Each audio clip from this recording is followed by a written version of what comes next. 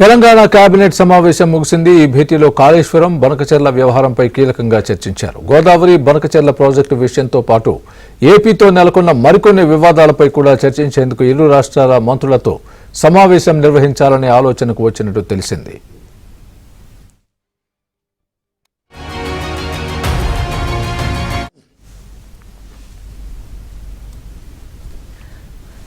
మరోవైపు కాళేశ్వరం ప్రాజెక్టుపై PC Ghosh commission రాష్ట్ర ప్రభుత్వానికి రాసిన లేఖపై కేబినెట్ లో చర్చ జరిగింది. కాళేశ్వరం ప్రాజెక్టు గత ప్రభుత్వంలో మంత్రివర్గ ఆమోదం ఉందా లేదా అనే అంశంతో పాటు పూర్తి వివరాలను ఈ నెల 30లోగా కమిషన్ కు అందివ్వాలని కేబినెట్ నిర్ణయించింది.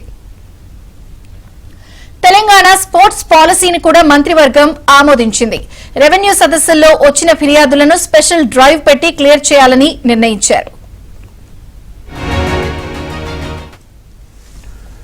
తెలంగాణలో స్థానిక సంస్థల ఎన్నికల నిర్వహణ, కోర్టు కేసులపైన కూడా చర్చించినట్టు తెలిసింది. రైతు భరోసా విజయోత్సవాల నిర్వహణపైన కేబినెట్ సమావేశంలో దృష్టి సారించారు.